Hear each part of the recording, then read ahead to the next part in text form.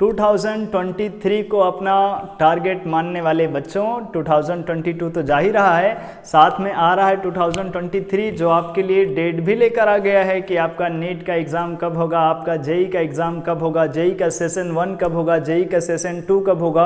और अभी से आपको क्या 2-4 महीने अच्छे से प्रिपरेशन करनी चाहिए, क्या ऐसी ट्रिक्स आपको फॉलो करनी चाहिए, क्या ऐसा शेड्यूल आपको फॉलो करना चाहिए जो आपकी प्रिपरेशन को बूस्ट करेगा। तो आज के इस वीडियो में सबसे पहले तो जानेंगे वो सारी डिटेल्स कि कब और किस दिन एग्ज़ाम होने वाला है, और नीट का एग्ज़ाम कब होगा, जेई का एग्ज़ाम कब होगा। और जेई के लिए अभी वो सभी बच्चे जो जेई एडवांस को भी फोकस कर रहे हैं, लेकिन उनको अभी क्या करना चाहिए, क्योंकि आगे तो पहले जेई मेंस है, तो जेई मेंस के लिए ऊपर कैसे उनको फोकस करना है।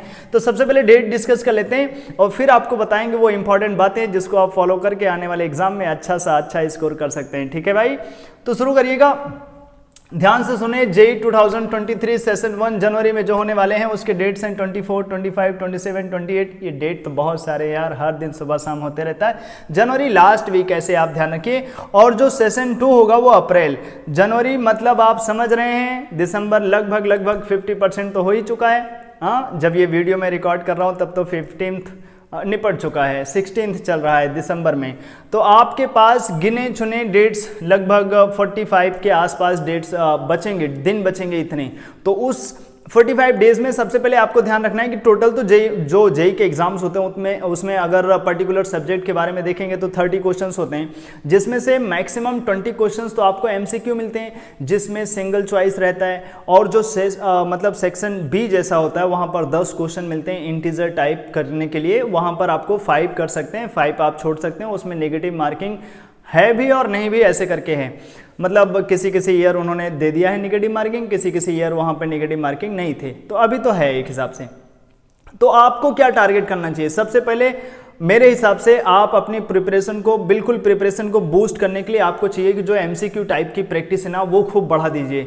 5 क्वेश्चन जो इंटीजर टाइप आते हैं उस पर थोड़ा सा कम टारगेट करके जो एमसीक्यू हैं, एमसीक्यू को अगर आप टारगेट करेंगे तो इंटीजर टाइप वाले क्वेश्चन तो आप कर ही लेंगे, क्योंकि वहां 10 में से 5 करना है, लेकिन एमसीक्यू में कोई ऑप्शन नहीं है, सबसे ज्यादा कंपटीशन इसी में है। तो उसके लिए आप बिल्कुल जी जान लगा करके, अगर आप एडवांस पे टारगेट कर रहे हैं जेई के लिए तो कुछ दिन उसको छोड़ दीजिए, पहले तो मेंस भी तो निकालना है ना भाई। तो एडवांस के एमसीक्यू मोर देन 1 जो ऑप्शन वाले होते हैं उनको छोड़ करके सबसे पहले एमसीक्यू, और वो करने की सबसे अच्छी बात है आप पीवाईक्यू को उठाइए और उनको एक तरफ से बिल्कुल फटाफट जो एमसीक्यू वाले क्वेश्चंस हैं उन पे खूब टारगेट करें, इंटीजर टाइप को थोड़ा सा छोड़ करके रखिए। वहां पर 10 में से 5 करने का ऑप्शन है लेकिन एमसीक्यू में नहीं, तो एमसीक्यू की प्रैक्टिस बढ़ा दीजिए। स्कोरिंग चैप्टर्स आप जिनको बिल्कुल नहीं छोड़ सकते, मैं बता रहा केमिस्ट्री के लिए स्कोरिंग चैप्टर्स आप बिल्कुल अच्छे से क्लास 12 के कॉन्टेंट तो खूब अच्छे से करिए, आपके बोर्ड में भी फायदे देंगे और साथ में आपके कंपटीशन एग्जाम के स्कोर भी बढ़ाएंगे।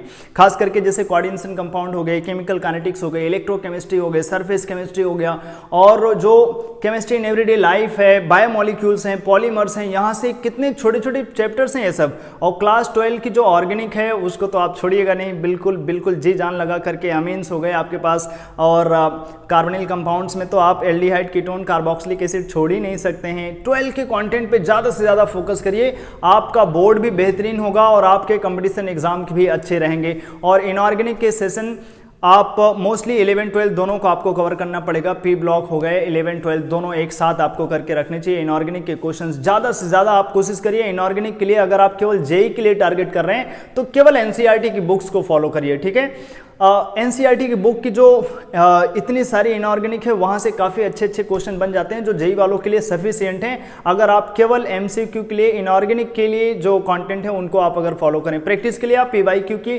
बुक्स उठा सकते हैं, ज़्यादा टाइम ना होने की वजह से कोई दूसरी बुक उठा करके इतना सारा आप प्रैक्टिस कर नहीं पाएंगे। ऑर्गेनिक के लिए आप अपने टीचर्स के नोट्स फॉलो करिए, बुक एनसीईआरटी नहीं करिए, वहाँ से कोई फायदा नहीं होने वाला।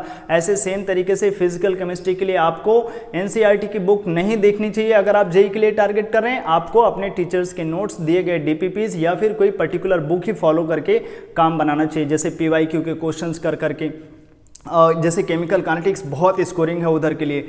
और जेई के लिए जो ये अभी गिने चुने मैंने चैप्टर्स बोले, ज़्यादा से ज़्यादा आप 12 के चैप्टर्स पे खूब अच्छे से जी जान लगा करके ध्यान देते रहिए। जो बड़े चैप्टर्स हैं जहाँ से बहुत स्कोरिंग नंबर्स आते रहते हैं उनके ऊपर बिल्कुल जी जान लगा दीजिए जेई के लिए, ठीक है।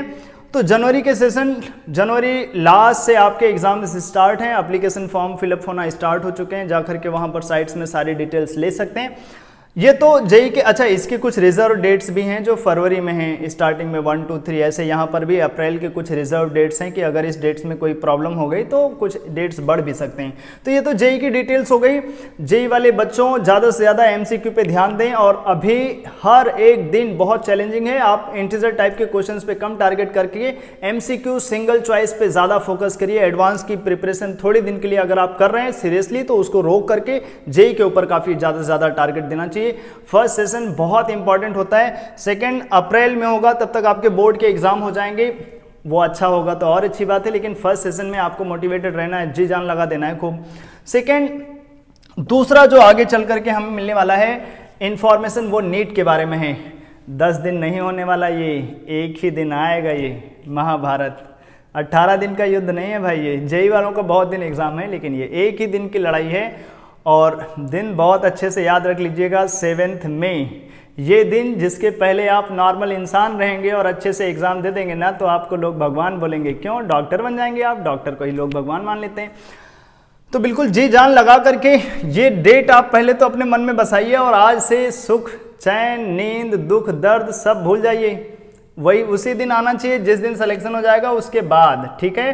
सारे दूसरे की शादी, दूसरे की नौटंकियां, बर्थडे सड्डे सब छोड़ दीजिए, बोलिए इस डेट के बाद सबको ब्लॉक करके इधर उधर फेंक दीजिए, इंस्टाग्राम फेसबुक सब हटा दीजिए और शुरू हो जाइए अब डेट्स।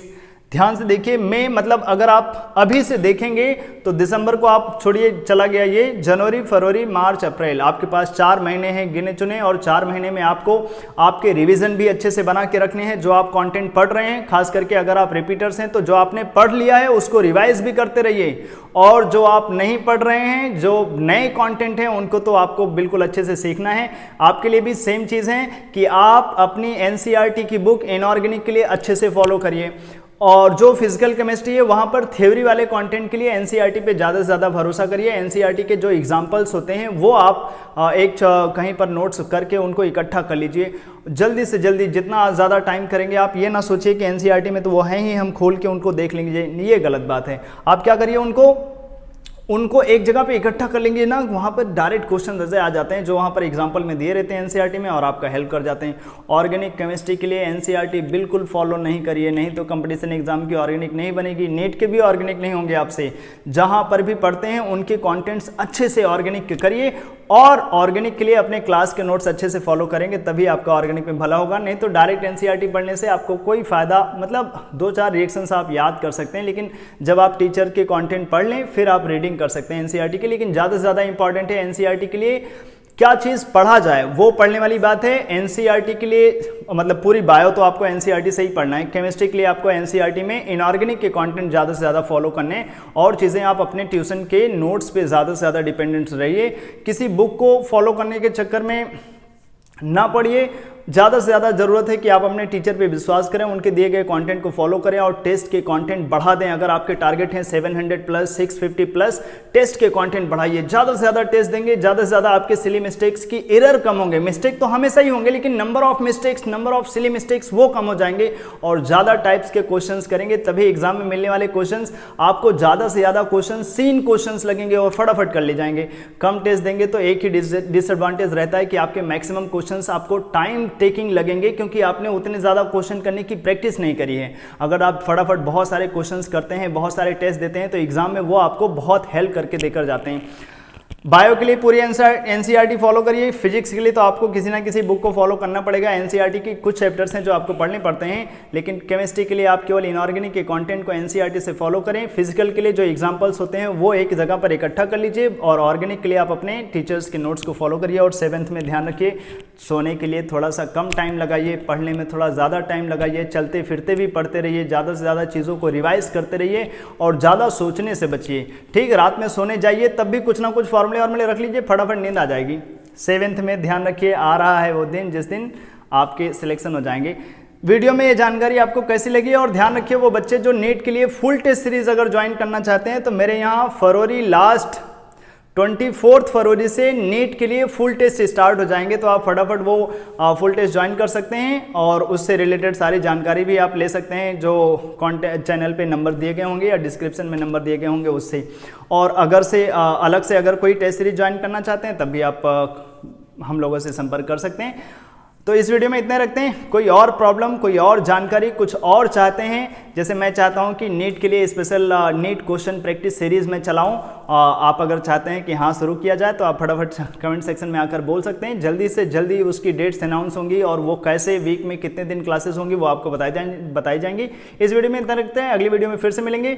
अभी रात के बज रहे हैं 2 और अभी हम लोगों को कुछ देर पहले ये जानकारी मिली कि वीडियो मतलब नीट के और जेई के डेट्स आ गए हैं। तो जितने ज़्यादा आप हर साल अपने प्रिपरेशन के लिए बच्चे एक्टिवेटेड रहते हैं कि नहीं हमें ये फोड़ना है, हमें डॉक्टर बनना है, इंजीनियर बनना है, यार हम लोग भी हर साल उतने ही ज़्यादा एनर्जेटिक बने रहना चाहते हैं आपके साथ, आपके सिलेक्शन के लिए। इस वीडियो में इतना रखते हैं, अगली वीडियो में फिर से मिलेंगे, तब तक के लिए बाय।